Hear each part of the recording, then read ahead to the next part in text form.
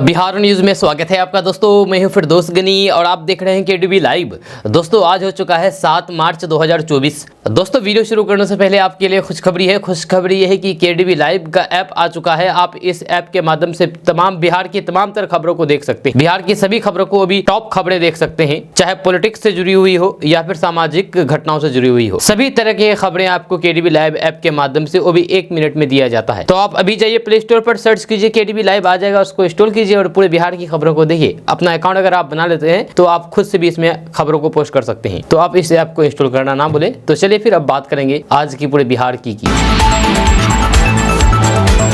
तो आज बिहार न्यूज की शुरुआत टॉप हेडलाइन के साथ करेंगे। तो बात करते हैं कि पीएम मोदी ने दी 12,800 करोड़ रुपए की सौगात। बोले जंगल राज वालों ने सिर्फ अपने परिवार की चिंता। बिहार में इन 3 जिलों के बदल गए डीएम, सरकार ने जारी की अधिसूचना। बिहार में प्यार मोहब्बत की बातें लिखकर नंबर मांग रहे छात्र, आंसर की देखकर चकरा जाएगा आपका सिर। बिहार में डबल इंजन की सरकार में तेजी से हो रहा विकास, पीएम मोदी ने कह दी बड़ी बात। रिश्वत ले रहा था दारोगा, तभी पहुंची निगरानी की टीम, सभी लोग रह गए सन्न। बिहार में एनडीए सरकार ने युवाओं को दिया बड़ा झटका, तेजस्वी के समय की बहाली प्रक्रिया हुई रद्द, बंटने वाला था नियुक्ति पत्र। किसी को टिकट कटने का डर, किसी का नाम की चर्चा तेज, बिहार में नहीं सुलझ रहा सीट बंटवारे का पेच। क्या उपेंद्र कुशवाहा बदलेंगे पाला, पीएम मोदी के कार्यक्रम के बाद राजनीतिक कयास तेज। नीतीश कुमार ने होली का दिया स्पेशल गिफ्ट, टीचर और कर्मचारी की ये खबर जानकर हो जाएंगे खुश। बिहार में विलुप्त हो रही पक्षियों की प्रजातियां, सामने आई ये वजह। 5 वर्षों में सभी जीविका दीदियां बनेगी लखपति, महिला सशक्तिकरण पर बोली वित्त मंत्री निर्मला सीतारमण। नीतीश कुमार का मिशन व्हाट्सएप, तैयार होगी छोटी छोटी वीडियो, अब क्या करेगा लालू तेजस्वी। लालू यादव वोट के लिए ताजा पूजन करते हैं, गिरिराज सिंह ने आरजेडी प्रमुख पर बोला हमला। स्मृति ईरानी पर लालू प्रसाद यादव के नेता का पर्सनल अटैक, चारा चोर कहने पर भड़की राजद ने स्मृति को दे दिया अल्टीमेट। कॉल पर दिया जा रहा बोर्ड परीक्षा में नंबर बढ़ाने का प्रलोभन, बोर्ड ने जारी किया एडवाइजरी। लालू राबड़ी का नाम लेकर मोदी ने तेजस्वी को लपेटा, पूछ लिए ये 5 बड़े सवाल। नीतीश कुमार और केंद्र सरकार पर बरसे तेजस्वी यादव, कहा हम लोगों को गाली देने के लिए बनी है एनडीए सरकार। मोदी का परिवार, इस कैंपन को मिला जेडीयू का साथ, सीएम नीतीश कुमार ने लालू यादव को कैसे घेरा। 100 करोड़ बेरोजगार, 120 करोड़ महंगाई से लाचार, कविता के जरिए तेजस्वी का मोदी पर बड़ा तीखा वार। दोस्तों अब बात करेंगे विस्तार से। तो बात करते हैं कि प्रधानमंत्री नरेंद्र मोदी ने बुधवार को बिहार के बेतिया में 12,800 करोड़ रुपए की विभिन्न परियोजनाओं का उद्घाटन और शिलान्यास किया है। इस दौरान जनसभा को संबोधित करते हुए प्रधानमंत्री नरेंद्र मोदी ने आरजेडी पर जम करके निशाना साधा। उन्होंने कहा कि आजादी के बाद के दशकों में बिहार की एक बहुत बड़ी चुनौती रही है, यहाँ से युवाओं का पलायन। जब बिहार में जंगल राज आया तो फिर पलायन और ज्यादा बढ़ गया। जंगल राज लाने वालों ने सिर्फ अपने परिवार की चिंता की है, बिहार के लाखों बच्चों का भविष्य दांव पर लगा दिया। पीएम मोदी ने कहा है कि बिहार के मेरे नौजवान साथी दूसरे राज्यों में रोजी रोटी के लिए जाते रहे और यहाँ एक ही परिवार फलता फूलता रहा, एक एक नौकरी के बदले जमीन पर कब्जा किया। क्या कोई भी व्यक्ति सामान्य लोगों को इस प्रकार से लूटने वालों को माफ कर सकता है। बिहार में जंगल राज लाने वाला परिवार बिहार के युवाओं का सबसे बड़ा गुनाहगार है। जंगल राज के जिम्मेदार परिवार ने बिहार के लाखों नौजवानों से उनका भाग्य छीन लिया। एनडीए सरकार जंगल राज से बिहार को बचा करके आगे ले लाई है, ये कहना कहना है प्रधानमंत्री नरेंद्र मोदी का। साथ ही पीएम मोदी ने कहा कि एनडीए की डबल इंजन सरकार का प्रयास है कि बिहार के युवा को यहीं बिहार में ही नौकरी मिले, रोजगार मिले। अब जिन हजारों करोड़ों रुपए की परियोजना का लोकार्पण और शिलान्यास हुआ है, जब उसके मूल में भी यही भावना है। इन परियोजनाओं के सबसे बड़े लाभार्थी वे नौजवान हैं जो अभी रोजगार करना चाहते हैं, जो स्कूल कॉलेज में पढ़ रहे हैं। साथ ही पीएम मोदी ने कहा है कि भ्रष्टाचारियों से भरे इंडी गठबंधन का सबसे बड़ा मुद्दा है मोदी का परिवार नहीं है। ये लोग कहते हैं कि इंडी गठबंधन के परिवारवादी नेताओं को लूटने का लाइसेंस मिलना चाहिए। क्या लूटने का लाइसेंस मिलना चाहिए? आज भारत रत्न कर्पूरी ठाकुर होते तो ये उनसे भी पूछते जो मोदी से पूछ रहे हैं। परिवारवाद और भ्रष्टाचार के कट्टर समर्थक ये आज पूज्य बापू जेपी लोहिया और फिर बाबा साहेब अम्बेडकर को भी कटघरे में खड़ा करते हैं। दोस्तों, बिहार में ट्रांसफर पोस्टिंग का सिलसिला लगातार जारी है। भारतीय प्रशासनिक और फिर पुलिस सेवा और बिहार प्रशासनिक और पुलिस सेवा के अधिकारियों का तबादला का सिलसिला जारी है। इसी कड़ी में 15 IAS जिनमें 2 जिलों के DM भी शामिल है, उनका भी तबादला कर दिया गया है। जिन जिलों के DM का तबादला किया है उनमें कटिहार और सीतामढ़ी और जहानाबाद जिले का नाम शामिल है। जी हाँ, मनीष कुमार मीना को कटिहार का DM बनाया गया है, वहीं रिची पांडे को सीतामढ़ी का जिलाधिकारी बनाया गया है, जबकि अलंकृता पांडे जहानाबाद की DM बनी है। बिहार में प्यार मोहब्बत की बातें नोट में कॉपी में लिख करके छात्र नंबर मांग रहे हैं। आंसर शीट देख करके आपका सिर चकरा जाएगा, हम आपको भी बताएंगे। आपको बता दें कि बिहार इंटरमीडिएट की कॉपियों का मूल्यांकन यानी कि कॉपियों की जांच का कार्य जारी है। ऐसे में कई आंसर शीट की तस्वीरें सामने आई है जिसे देख करके आप चक्कर खा जाएंगे। छात्रों ने परीक्षा में पास करने के लिए सही उत्तर की जगह प्यार मोहब्बत की बातें लिखी है। जब किसी ने देश के प्रधानमंत्री नरेंद्र मोदी तो किसी ने नीतीश कुमार का नाम लिखा है। सोशल मीडिया पर कई आंसर शीट की तस्वीरें वायरल है जिसमें छात्रों ने अलग अलग कहानियां बयां की है। जानकारी के अनुसार बिहार के जमुई में आंसर शीट मूल्यांकन का काम पूरा होने वाला है और फिर इस सेंटर से सामने आई आंसर शीट की तस्वीरें हर किसी को हैरान कर रही है। जब परीक्षा में मानव भूगोल के बारे में पूछा गया था, जबकि छात्र ने इसके जवाब में प्रधानमंत्री मोदी और बिहार के मुख्यमंत्री नीतीश कुमार का नाम लिख करके छोड़ दिया। इसके अलावा भी छात्रों ने कई अजीबोगरीब कारनामे किए। जब किसी ने प्यार भरी बातें लिखी तो किसी ने राम भजन। एक छात्र ने अपनी आंसर शीट में अवध में एक दिन ऐसा आया इस गाने की लाइनें लिखी है। वहीं पर दूसरे छात्र ने कॉपी में जय श्री राम और सीता माता की जय के नारे लिख दिए। बस इसी के साथ ही बोर्ड द्वारा ओमीय और अनओमीयों में अंतर पूछा गया था, जिसके जवाब में एक छात्र ने लिखा कि जैसे कि हम जानते हैं कि प्यार जल्दी नहीं होता है, जब होता है तो फिर बहुत जबरदस्त होता है, इसे अनओमीयो कहा जाता है। साथ ही स्टूडेंट ने आंसर शीट चेक करने वाले से अच्छे नंबर देने की भाई अनुरोध किया है। एक छात्र ने कहा है कि उसके सिर पर चोट लग गई जिस वजह से वह पढ़ाई नहीं कर सकी है। वहीं पर एक अन्य छात्रा ने अपने पिता की मौत का हवाला दिया और बोर्ड परीक्षा में नंबर देने की गुहार लगाई। उसने लिखा है कि आपको विश्वास नहीं होगा, मेरे पिताजी का निधन हो गया है, 10 दिन हुआ है, मैंने कुछ नहीं पढ़ा है, आप प्लीज मुझे नंबर दे दीजिए। जब कुछ इस तरह की बातें बिहार बोर्ड के इंटरमीडिएट परीक्षा में शामिल छात्रों ने अपनी कॉपियों में लिखी है। आप इसके बारे में क्या कहते हैं नीचे कमेंट बॉक्स में कमेंट करके जरूर बताइएगा। दोस्तों, बिहार में सीट शेयरिंग और लोकसभा चुनाव को लेकर के जीतन राम मांझी ने बहुत बड़ा बयान दिया है। जीतन राम मांझी ने साफ कर दिया है कि 40 सीटों को जिताना है तो फिर सारी बात ठोक बजा कर ही होगी। जीतन राम मांझी ने बुधवार को पटना में मीडिया से बातचीत करने के दौरान चिराग पासवान और उपेंद्र कुशवाहा को लेकर भी अपनी प्रतिक्रिया दी है। दरअसल बिहार में सीट शेयरिंग अभी तक नहीं हो पाई है। नीतीश कुमार भी एनडीए के साथ आ चुके हैं और फिर सभी को अब उस फॉर्मूले का इंतजार है जिस पर एनडीए के दल अपने मुहर लगाएंगे। हालांकि जीतन राम मांझी ने सीट शेयरिंग पर बड़ा बयान दिया है। उन्होंने ये भी कहा है कि आने वाले 2 से 3 दिनों में एनडीए की बैठक होगी जिसमें सीट शेयरिंग पर बात की जाएगी। जीतन राम मांझी की पार्टी इस चुनाव में कितनी सीटों पर चुनाव लड़ेगी? पत्रकारों के इस सवाल पर जीतन राम मांझी थोड़ा एहसास हो गया। बेबाकी से अपनी बात रखने वाले जीतन राम मांझी ने सीटों के नंबर पर कोई भी जवाब नहीं दिया। उन्होंने साफ कर दिया है कि वे अभी हम की सीटों यानी कि हिंदुस्तान युवा मोर्चा की सीटों पर कुछ नहीं बोलना चाहते हैं। आपको बता दूं कि बिहार एनडीए में सब कुछ ठीक नहीं चल रहा है। जहाँ दरअसल बीते दिनों जब मोदी बेगूसराय आए और नीतीश के साथ मंच शेयर किया तो फिर वहां चिराग पासवान नहीं दिखे। माना जाने लगा है कि चिराग पासवान नाराज हैं, जब पासवान ने अभी तक इस पर कुछ भी खास नहीं बोला है। जहाँ उनकी रैली में शामिल नहीं होने पर जीतन राम मांझी ने कहा है कि उसकी चिंता आपको नहीं करनी चाहिए। जय चिराग जी, मांझी और कुशवाहा जी सभी एनडीए के पार्टनर है और यहाँ से 40 सीटें जिताएंगे। दोस्तों, बिहार के चंपारण में प्रधानमंत्री नरेंद्र मोदी कल आए हुए थे। यहाँ पर प्रधानमंत्री मोदी विकास कार्य का उद्घाटन किया। आपको बता दूं कि बिहार में आए दिन विकास योजनाओं का उद्घाटन और शिलान्यास हो रहा है। कल भी 12,800 करोड़ योजनाओं का उद्घाटन और शिलान्यास किया गया पीएम मोदी के द्वारा। पीएम मोदी ने जनसभा को संबोधित करते हुए कहा कि बिहार के सभी लोगों का अभिनंदन करता हूं। आने में देरी हुआ, इसलिए आप सभी से क्षमा मांगता हूं। उन्होंने जंगल राज और परिवारवाद की चर्चा करते हुए कहा कि बिहार में जंगल राज लाने वाला परिवार बिहार के युवाओं का सबसे बड़ा जिम्मेदार है। उन्होंने कहा कि बिहार के लाखों नौजवानों से उनका भाग्य छीन लिया। वह तो एनडीए की सरकार है जो बिहार को जंगल राज से बचा करके इतना आगे ले आ रही है। जब तक बिहार में लालटेन का राज था तब तक एक ही परिवार की गरीबी मिटी और फिर सबसे ज्यादा उन्हें ही लाभ मिला।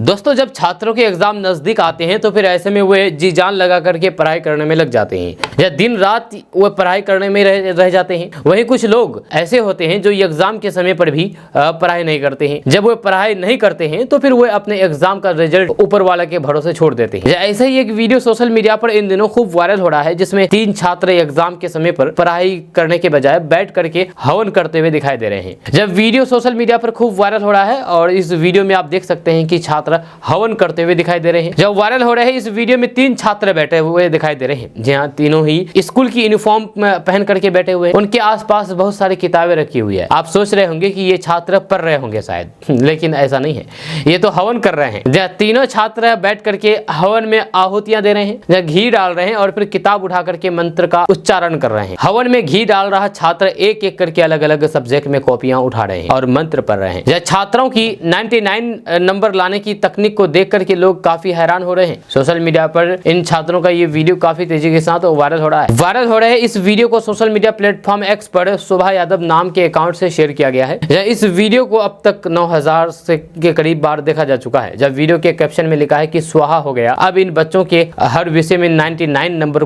कोई भी नहीं रोक सकता। लोगों के इस पर काफी कमेंट भी आ रहे हैं। एक यूजर ने कमेंट करते हुए लिखा है कि ये बढ़िया था, कुछ दिन पहले मेरे भी एग्जाम थे जब मुझे नहीं पता था इस निंजा टेक्निक के बारे में। एक अन्य यूजर ने लिखा है कि 99 का चक्कर बड़ा खराब होता है। 99 के चक्कर में जो फंसता है वह फंसा ही रह जाता है। 90 या 95 तक सीमित रहना था। एक और यूजर ने कमेंट किया है कि मुझे आइडिया मिल गया। दोस्तों, क्या एनडीए फिर से टूटने वाली है? ये हम नहीं कह रहे हैं, बल्कि ये विपक्ष कह रहे हैं, यानी कि आरजेडी और कांग्रेस के लोग कह रहे हैं कि एनडीए में सब कुछ ठीक नहीं चल रहा है। अब इसी को लेकर के मंत्री संतोष कुमार सुमन ने कहा कि बिहार में एनडीए की डबल इंजन सरकार पूरी तरीके से मजबूत है। उन्होंने दावा किया है कि आगामी लोकसभा चुनाव में एनडीए को 40 में से 40 सीटें मिलेगी और फिर विपक्ष का सुफरा साफ हो जाएगा। लोकसभा चुनाव लड़ने को लेकर के किए गए सवाल पर मंत्री ने कहा कि ये पार्टी का फैसला है और पार्टी को ये तय करना है। हम पार्टी के दूसरे कार्यकर्ता भी चुनाव लड़ सकते हैं। उन्होंने कहा कि एनडीए विकास के रास्ते पर चलने वाला गठबंधन है। हम सभी लोग विकास के प्रति समर्पित हैं। उन्होंने कहा कि देश और फिर प्रदेश आज सुरक्षित हाथों में है। जहां देश की बागडोर प्रधानमंत्री नरेंद्र मोदी जी और प्रदेश की कमान नीतीश कुमार संभाल रहे हैं। उनके नेतृत्व में हम बिहार और फिर देश को उन्नति की दिशा में अग्रसर ले जाना को समर्पित है। मंत्री ने कहा कि देश का विपक्ष अखंड भ्रष्टाचार में डूबे हुए हैं और फिर आज जब उनके दाल नहीं गल रहे हैं तब वो तरह तरह के फैंसी यात्रा करते हैं। इसके बावजूद भी जनता जानती है कि कथनी और फिर करने में फर्क होता है। तभी जब विपक्ष को इतने सालों तक सत्ता मिली थी तब उन्होंने सत्ता की गाड़ी कमाई की लूट खसोट में लगे रहे। लेकिन जनता के सेवक प्रधानमंत्री और नीतीश कुमार ने जो कहा उसे कर दिखाया है। जब दिन रात एक करके हमारे नेता देश के विकास की गति को गतिशील करते हैं। दोस्तों, आजकल लोग फिट रखने के लिए क्या कुछ नहीं करते हैं। जो लोग दुबले से परेशान हैं और फिर फिट बॉडी के लिए जिम के साथ साथ पाउडर और दवाइयों का सेवन करते हैं, फिर भी उनके शरीर पर इसका कोई भी असर नहीं पड़ता है। तो फिर आइए हम आपको बॉडी बनाने के लिए कुछ ऐसी खास चीजें खाने के लिए बताएंगे जिसको खाने के बाद आपका बॉडी बन सकता है। आपको बता दूं कि अगर आप वजन कम करने को लेकर के चिंतित हैं तो जिम जाने और फिर दवा लेने के बाद ही पनीर खाना शुरू करें। जब फिट रहने के लिए रोजाना कम से कम 100 ग्राम कच्चे पनीर का सेवन करना चाहिए। आपको बता दूं कि पनीर में कई विटामिन और फिर प्रोटीन पाए जाते हैं जो शरीर को बढ़ाने में मदद करते हैं। अगर आप दुबले पतले हैं और फिट रहना चाहते हैं तो फिर जिम जाने की जरूरत नहीं है। इसके लिए आपको अपने दैनिक आहार में कम से कम 4 उबले हुए अंडे शामिल करना चाहिए, क्योंकि अंडे प्रोटीन का एक अच्छा स्रोत होता है। तो आपको रोज अंडा का सेवन करना चाहिए। तो वहीं पर अभी हम फिर बात करेंगे काजू के बारे में। तो दुबले पतले को दूर करने के लिए रोजाना काजू का सेवन करना चाहिए, क्योंकि काजू में फाइबर, प्रोटीन, विटामिन और फैट भरपूर मात्रा में पाया जाता है जो मांसपेशियों के विकास के लिए बहुत ही फायदेमंद होता है। क्या आप भी बिहार पुलिस में नौकरी की तैयारी कर रहे हैं और आप बिहार पुलिस में नौकरी करना चाहते हैं, तो आपको हम अभी बताएंगे कि आप बिहार पुलिस में कैसे नौकरी कर सकते हैं, इसके लिए आवेदन कैसे कर सकते हैं, क्योंकि भर्तियां निकली हुई है। आपको बता दें कि पश्चिम बंगाल में कांस्टेबल के बंपर पदों पर भर्ती निकली है। ये भर्तियां पश्चिम बंगाल पुलिस भर्ती द्वारा बोर्ड द्वारा जारी की गई है, जिसके तहत 10,000 से अधिक कांस्टेबल पद भरे जाएंगे। आवेदन लिंक अभी सक्रिय नहीं हुई है। जो उम्मीदवार फॉर्म भरना चाहते हैं वह पंजीकरण लिंक सक्रिय होने के बाद आवेदन कर सकते हैं। यहाँ हम इन भर्ती से जुड़ी हुई कुछ जानकारी आपको हम देने वाले हैं। आपको बता दूं कि इन पदों पर आवेदन करने के लिए एप्लीकेशन लिंक 7 मार्च को खुलेगा, यानी कि आज। इन भर्तियों के लिए आज से 5 अप्रैल 2024 तक फॉर्म भरा जा सकता है। आवेदन पूरा होने के बाद एप्लीकेशन एडिटिंग विंडो खुल जाएगी। इसके लिए 8 से 14 अप्रैल की तिथि तय की गई है। इस दौरान आप अपने एप्लीकेशन में सुधार कर सकते हैं। जहां आपको बता दें कि पश्चिम बंगाल पुलिस कांस्टेबल पदों के लिए केवल ऑनलाइन आवेदन किया जा सकता है। ऐसा करने के लिए WB पुलिस भर्ती बोर्ड की आधिकारिक वेबसाइट का पता है prb.wb.gov.in। इस वेबसाइट से डिटेल भी पता की जा सकती है और फिर आवेदन भी किया जा सकता है। अब सवाल है कि इन पदों पर आवेदन कौन कौन कर सकता है। तो आपको बता दूं कि इन पदों पर आवेदन करने के लिए जरूरी है कि उम्मीदवारों ने किसी मान्यता प्राप्त बोर्ड के माध्यम से परीक्षा यानी कि 10वीं परीक्षा पास की हो। आयु सीमा 18 से 30 साल है। इस भर्ती अभियान के जरिए कुल 10,255 पद भरे जाएंगे। इन पदों पर चयन कई दौर की परीक्षा के बाद किया जाएगा। सबसे पहले लिखित परीक्षा आयोजित की जाएगी, जिसमें चयनित उम्मीदवारों को शारीरिक माप परीक्षा, शारीरिक दक्षता परीक्षण और अंतिम लिखित परीक्षा के लिए बुलाया जाएगा। इसके बाद बोर्ड की ओर से इंटरव्यू आयोजित किया जाएगा। इन पदों पर आवेदन करने के लिए उम्मीदवारों को 170 रुपए का शुल्क देना होगा। दोस्तों, बिहार में सरकार बदल जाती है लेकिन हालात नहीं बदल पा रही है। जहां जो पार्टी सत्ता में है कभी विपक्ष में होती है। दावे किए जाते थे कि सरकार में आने से पहले हर्ष फायरिंग अवैध हथियारों के प्रदर्शन पर लगाम लगाएंगे, क्योंकि मौजूदा सरकार इन मामलों में नाकाम साबित हो रही है। अब बिहार में सत्ता परिवर्तन होने के बाद जो विपक्ष में थे वो अब पक्ष में आ गए हैं। जी हाँ, इसके बावजूद भी हर्ष फायरिंग और फिर अवैध हथियारों के प्रदर्शन पर लगाम नहीं लग पा रहे हैं। ताजा मामला बिहार के मोतिहारी का है, जहाँ सुगोली थाना क्षेत्र के से एक युवक की अवैध हथियार लहराते हुए तस्वीरें वायरल हो रही है। ग्रामीणों ने बताया है कि बारातियों के मनोरंजन के लिए ऑर्केस्ट्रा का आयोजन किया गया था, जहां स्टेज पर डांसर नाच रही थी। जब तभी एक युवक कट्टे में 100 रुपए नोट फंसा करके डांसर को देते हुए नाचने लगता है। वहां मौजूद कुछ लोगों ने इसका वीडियो बना करके सोशल मीडिया पर शेयर कर दिया। ऑर्केस्ट्रा में हथियार के प्रदर्शन का वीडियो तेजी से वायरल हो रहा है। वहीं तस्वीर में दिख रहे युवक की पहचान मधुमलती गाँव के रहने वाले अशेसर शर्मा के पुत्र दिलीप शर्मा के रूप में हुई है। गाँव में बीती रात बारात आई थी, इसी दौरान ये मामला पेश आया है। दोस्तों, बिहार के पूर्व उप मुख्यमंत्री तेजस्वी यादव ने मंगलवार को प्रेस कॉन्फ्रेंस की। इस दौरान तेजस्वी यादव ने कहा है कि पूरे बिहार में उन्होंने यात्रा की है। जन विश्वास यात्रा के दौरान हर जगह लोगों का आशीर्वाद मिला है। हर जगह भारी भीड़ जुट रही थी। जब पटना में जन विश्वास रैली का आयोजन भी हुआ, जब लाखों लोग आए थे। ऐतिहासिक रैली थी। विपक्ष के प्रमुख चेहरे मंच पर थे। मजबूती से एकजुट होकर के विपक्षी दल लोकसभा का चुनाव लड़ेंगे। जहाँ रैली में आए सभी लोगों को का धन्यवाद देते हैं। तेजस्वी यादव ने कहा कि महागठबंधन सरकार में 17 महीने में हम लोग लगातार काम किए हैं। जातिगत जनगणना हुई, आरक्षण का दायरा बढ़ा, लाखों युवाओं को रोजगार दिया गया, नई स्पोर्ट पॉलिसी लाई गई, लोगों के हाथ में हमने कलम दी। वही बीजेपी तलवार बांट रही है। एनडीए सरकार बने महीने से भी अधिक हो गए हैं, अब तक कैबिनेट विस्तार क्यों नहीं हुआ? बिहार सरकार इसका जवाब दे, यह कहना है तेजस्वी यादव का। तेजस्वी यादव ने कहा है कि एनडीए सरकार सिर्फ हम लोगों को गाली देने के लिए बनी है। कामकाज ठप है। हम रातों में जाकर के अस्पतालों में छापेमारी करते थे, ऐसा कुछ काम नहीं हो रहा है। जन विश्वास रैली में सभी वर्ग के लोग आए, सबका धन्यवाद देते हैं। आगे प्रेस कॉन्फ्रेंस के दौरान पत्रकारों के सवाल के जवाब में तेजस्वी यादव ने केंद्र सरकार को खूब सुनाया। तेजस्वी यादव ने कहा है कि केंद्र सरकार मुद्दे की बात नहीं करती है। जब केंद्र सरकार न महंगाई रोक पाई है, न ही पलायन रोक पाई है। जब मोदी का परिवार अभियान पर तेजस्वी यादव ने तंज कसा, कहा लालू जी की बात का असर पड़ता है। तेजस्वी ने कहा कि हम भी हिंदू है, हमारे यहाँ भी पूजा पाठ होती है।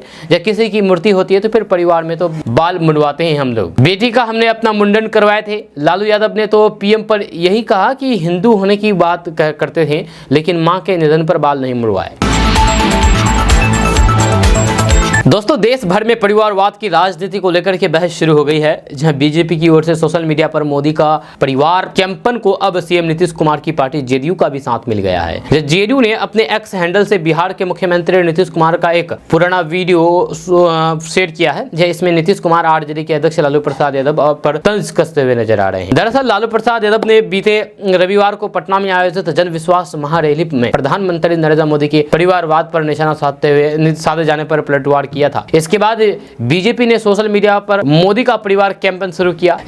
बिहार भाजपा के अध्यक्ष सम्राट चौधरी सहित कई नेताओं ने सोशल मीडिया पर अपने अकाउंट में अपने नाम के साथ मोदी का परिवार जोड़ दिया। जी आपको बता दूं कि बिहार में सीएम नीतीश कुमार बीजेपी के साथ है और इस कैंपेन को बिहार में जेडीयू का भी साथ मिला है। जदयू ने अपने एक्स हैंडल से नीतीश कुमार का जो वीडियो शेयर किया है उसमें वो पूरे बिहार को अपना परिवार बता रहे हैं। जब वीडियो को पोस्ट करते हुए लिखा है कि पूरा बिहार हमारा परिवार है। यह भी लिखा है कि राजनीति में परिवारवाद को बढ़ावा देने वालों को माननीय मुख्यमंत्री श्री नीतीश कुमार जी का करारा जवाब।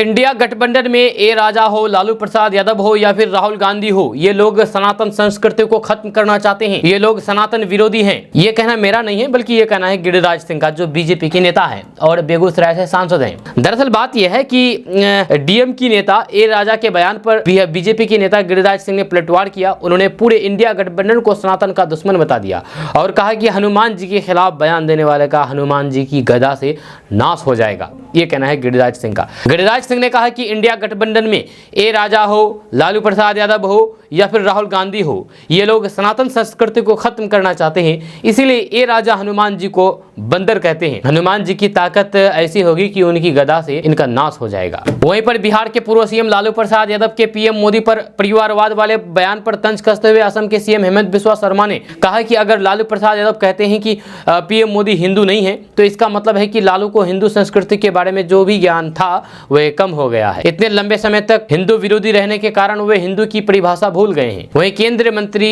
वी मुरलीधरन ने कहा है कि इंडिया गठबंधन ने हमेशा भारत की संस्कृति विरासत के प्रति नापसंदगी की व्यक्त की है। मुझे ये बिल्कुल भी आश्चर्यजनक नहीं लगता। भारत के लोकाचार और फिर विरासत को इंडिया गठबंधन के साथ तिरस्कार की दृष्टि से देख रहे हैं। यही वजह है कि कांग्रेस प्राण प्रतिष्ठा समारोह का हिस्सा नहीं बनना चाहती थी। ये स्पष्ट हो गया है कि वे इस चुनाव में हर उस चीज का विरोध करने जा रहे हैं जो भारतीय है।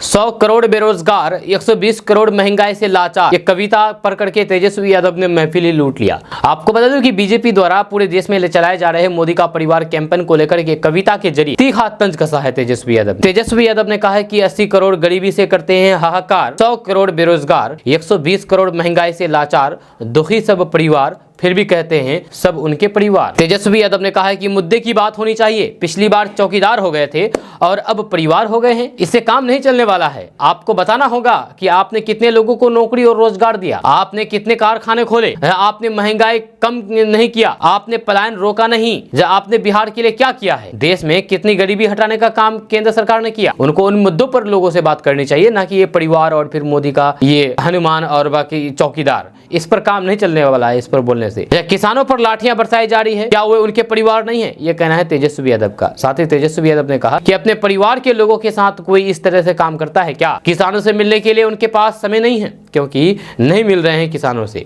क्या सिर्फ कहने के लिए किसान उनके परिवार हैं? प्रधानमंत्री की कथनी और करने में बहुत बड़ा फर्क है। या सिर्फ मोदी का परिवार कह देने से भी कभी भी समस्या खत्म नहीं हो जाएगी। वही इंडिया गठबंधन में सीट शेयरिंग के सवाल पर तेजस्वी यादव ने कहा कि सहयोगी दलों से बातचीत चल रही है। इंडिया से पहले हम लोगों के बीच सीटों का बंटवारा हो जाएगा। भाजपा की जो पहली लिस्ट उम्मीदवारों की निकली उसमें बिहार से कहां किसी का नाम आया है? यहां बिहार में एको को टिकट दिया, जरा नाम बतवा दीजिए।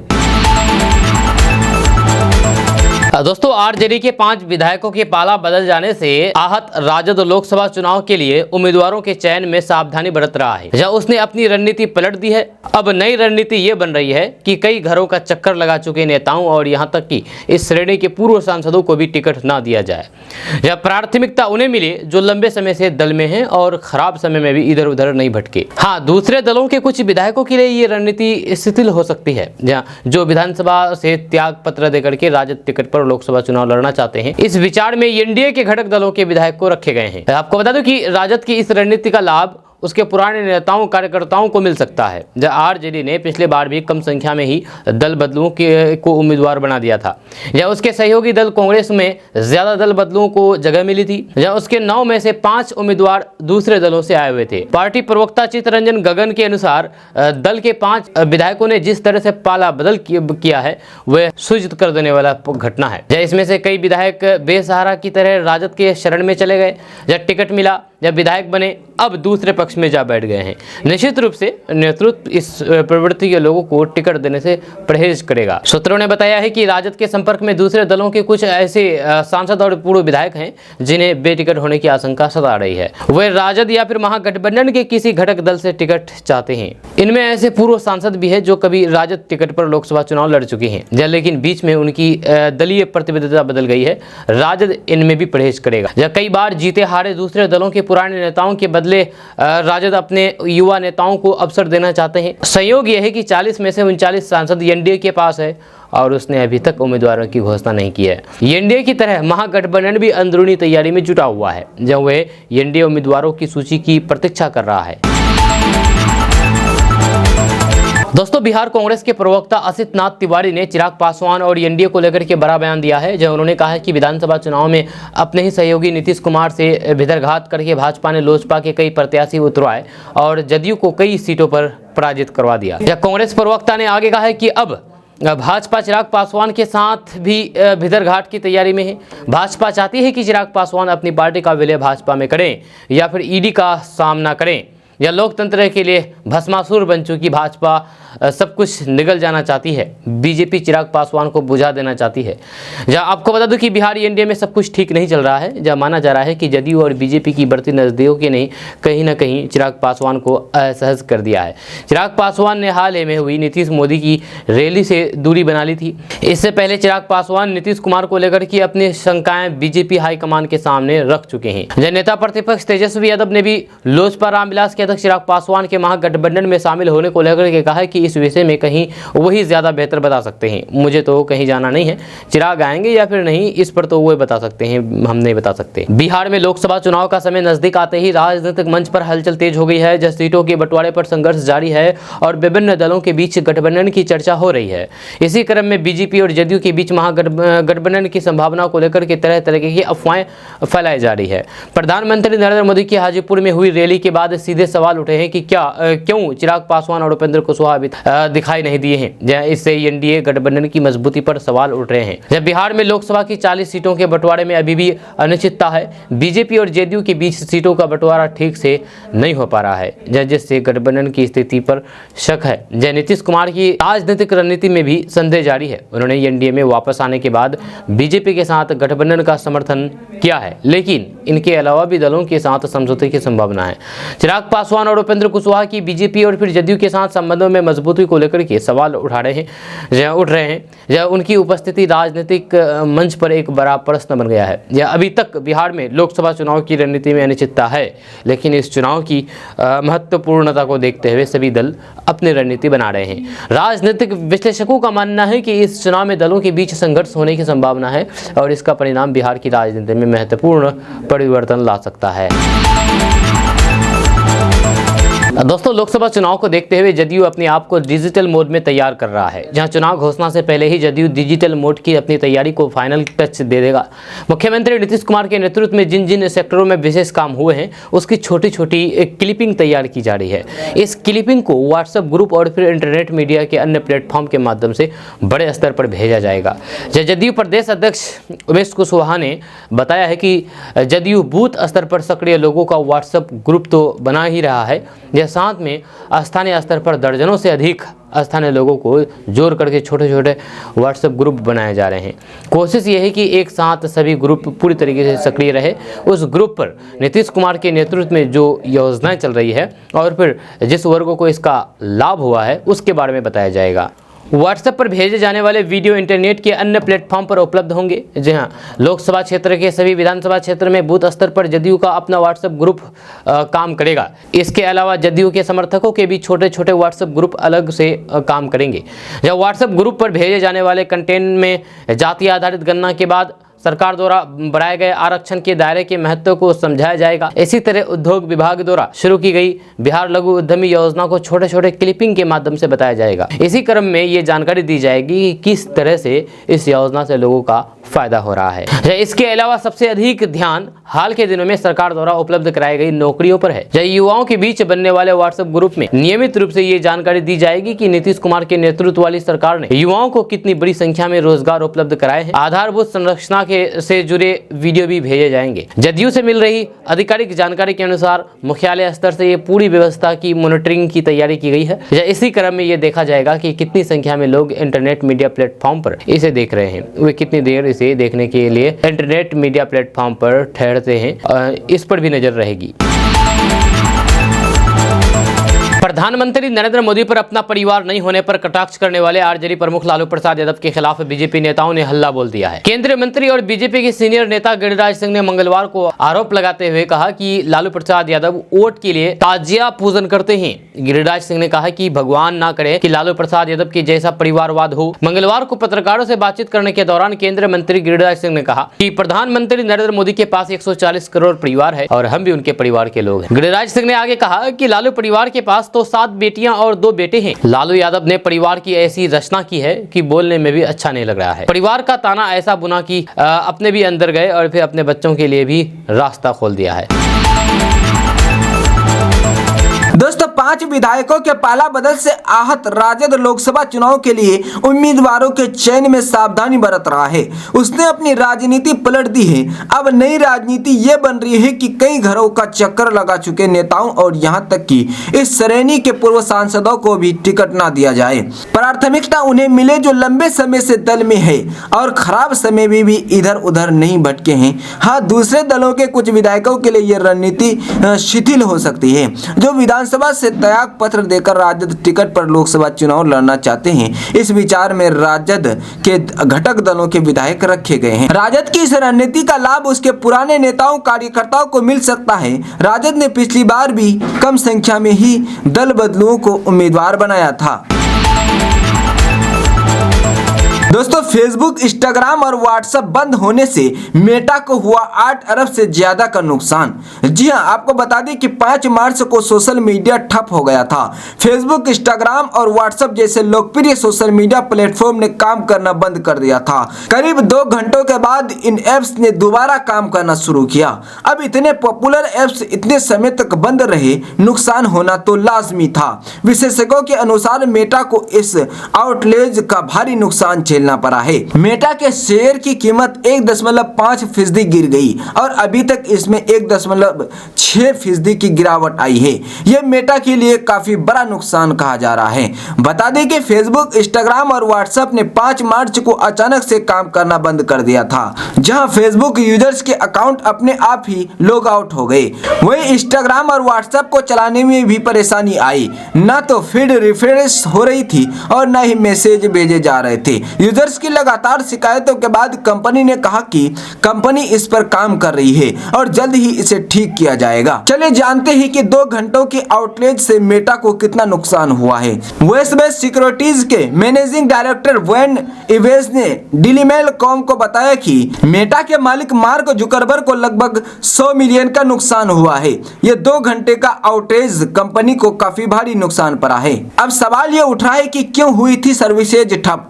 तो आपको बता दें कि मेटा के तहत जितनी भी सोशल मीडिया सर्विसेज आती है, उन्हें इस बार भी गड़बड़ी का सामना करना पड़ा।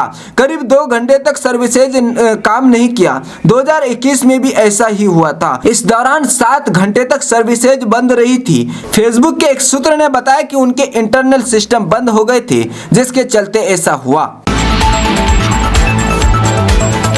दोस्तों, बड़ी खबर मुजफ्फरपुर से आ रही है। मुजफ्फरपुर में एक दंपति घूम घूम कर शराब की होम डिलीवरी करते थे। कस्टमर से चवन्नी, अठन्नी और रुपए आदि कोड में डील करते थे। इसकी सूचना पुलिस को मिली और फिर पति पत्नी को रंगे हाथ गिरफ्तार कर लिया गया है। मिठनपुरा थाने के पुलिस ने ग्राहक बनकर शराब के लिए दंपति को फोन किया। इसके बाद पति पत्नी एक लग्जरी कार से शराब की डिलीवरी करने पहुंचे। कार से एक महिला नीचे उतरी और डिक्की से शराब की बोतल निकाली। इसके बाद पुलिस को फोन की। सिविल ड्रेस में पुलिस शराब लेने पहुंची। महिला पुलिस को शराब देकर अपने पति के साथ कार में बैठकर जाने लगी। इसी दौरान पुलिस ने चारों तरफ से कार को घेर लिया। इसके बाद कार की तलाशी ली गई। कार से कई महंगे ब्रांडेड की शराब बरामद हुई है। इसके बाद पुलिस ने पति पत्नी को गिरफ्तार कर लिया गया है।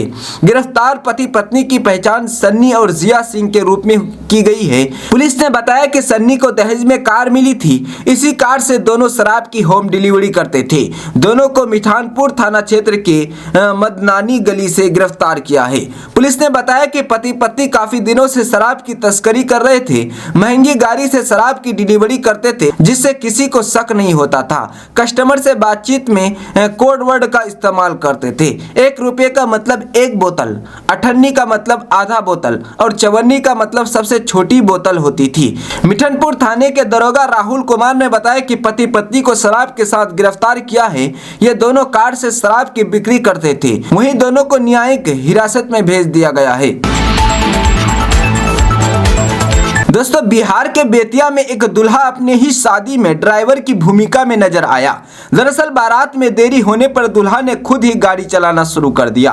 दूल्हा ने बारात निकलने से पूर्व की सभी परंपराओं को ड्राइवर सीट पर बैठकर ही निभाया, फिर गाड़ी को चलाकर ससुराल गया। इस पूरी प्रक्रिया का किसी ने वीडियो बनाकर वायरल कर दिया है। बताया जाता है कि वायरल वीडियो में दिखने वाला दूल्हा बेतिया के पश्चिमी करघैया के रहने वाले संजय शर्मा है, जिसकी बारात मोतिहारी जिले के मेहसी में जा रही थी। हालांकि बारात निकालने के समय दूल्हे के गाड़ी का ड्राइवर कहीं चला गया और बारात में देरी होने लगी, जिसके बाद दूल्हा संजय खुद से गाड़ी चलाकर अपने दुल्हनिया के पास शादी करने निकल गए। दूल्हे राजा की यह तस्वीर सोशल मीडिया पर वायरल होने लगी है। लोग तरह तरह के कमेंट भी कर रहे हैं।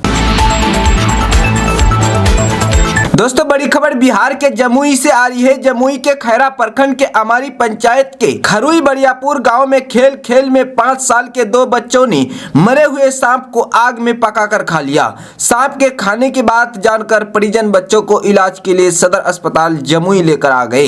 हालांकि बच्चों की तबीयत खतरे से बाहर बताई जा रही है। मरे हुए सांप खाने की जानकारी देते हुए बच्चों की मां रूबी खातून ने बताया कि गाँव के ही एक बड़े बच्चे ने मरे हुए सांप को खेत से उठाकर घर के पीछे लकड़ी से जला दिया और मेरे बेटे को मरा हुआ सांप का छोटा सा टुकड़ा खिला दिया।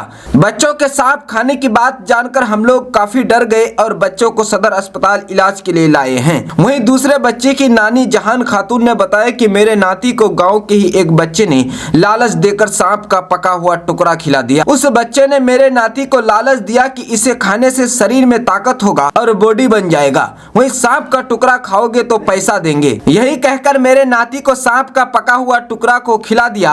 सदर अस्पताल में डॉक्टरों द्वारा दोनों बच्चों का इलाज किया जा रहा है। डॉक्टर घनश्याम सुमन ने बताया कि दोनों बच्चों को ऑब्जर्वेशन में कुछ घंटे के लिए रखा जाएगा, जिसके बाद दोनों बच्चों के स्वास्थ्य को देखकर अस्पताल से रिलीज कर दिया जाएगा। दोस्तों, आज का न्यूज़ बस यहाँ तक। कैसा लगा आपको नीचे कमेंट बॉक्स में कमेंट करके ज़रूर बताइएगा। अगर आप हमारे चैनल पर नए आए तो फिर चैनल को सब्सक्राइब करके बेल आइकन को प्रेस कर दीजिए और साथ ही वीडियो को लाइक कर दीजिए, अपने दोस्तों के साथ शेयर भी कीजिए। तो चलिए मिलते हैं नेक्स्ट वीडियो के साथ, तब तक के लिए जय हिंद, जय बिहार।